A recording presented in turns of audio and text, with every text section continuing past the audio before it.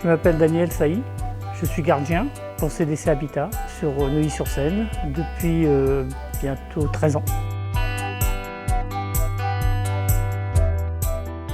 Moi j'ai fait beaucoup de métiers et j'adore le contact. Donc tous les métiers que j'ai fait avant, en fin de compte, ça me permet d'être hautement qualifié au niveau de mon métier.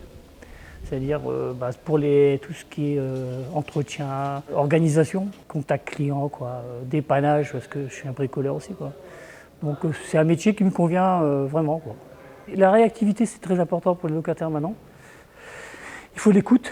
Donc c'est pour ça que maintenant au niveau informatique, on a des outils pour qui nous permettent de savoir que un locataire a appelé par exemple dimanche parce qu'il y avait ça. Donc c'est qu'il y a beaucoup de suivi maintenant qu'il n'y avait pas avant. Ça s'est développé en un an. La preuve, c'est qu'on fait beaucoup de formations là-dessus. Et les outils que CDC Habitat mettent à ma disposition sont CDC et moi, le centre d'appel qui est important. Après, ils ont leur site aussi internet maintenant, les locataires. Ils peuvent aller sur internet et faire leurs demandes en direct sur internet, c'est important. Et nous, c'est bien parce que ça nous est retransmis automatiquement. Donc là-dessus, ils ont vraiment beaucoup d'outils dans leurs mains. Donc c'est plus rapide. De toute façon, c'est la priorité, c'est nos locataires. Passez une bonne journée. Merci vous aussi. Au revoir.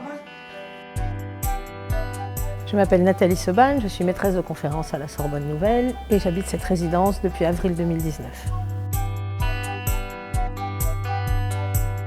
Quand on a des soucis, j'ai eu par exemple un loquet de volet qui s'est cassé, c'était très rouillé, mais resté dans la main au moment où je fermais le loquet. Donc je suis allée voir M. Sailly, je lui ai expliqué que c'était vraiment important que ça soit réparé vite pour qu'on puisse fermer les volets. Et l'intervention a été ultra rapide, très efficace. J'ai quelqu'un qui est venu, qui m'a immédiatement tout changé. Avoir un interlocuteur direct à qui on peut soumettre des problèmes et dire « est-ce que vous pouvez essayer de faire vite parce que là c'est important ?» et qu'il le fasse, fantastique. Et puis effectivement, je me suis intéressée à tout ce qu'il faisait parce que j'ai trouvé que ce n'était pas ordinaire. Ça a commencé par la bibliothèque qui est installée dans la loge. Une vraie bibliothèque où les gens peuvent déposer et emprunter des livres. Et puis ensuite, ça a été la découverte de ces potagers, de ces jardins. Je n'avais jamais vu ça dans les immeubles dans lesquels j'ai pu habiter à Paris. Il y a une vraie convivialité en fait. C'est un petit îlot un peu protégé de bien-être, de bien-vivre. C'est un petit sas de décompression déjà avant d'arriver dans l'appartement. Et moi je trouve que c'est très important. C'est très important de se sentir bien où on vit et Daniel y contribue largement.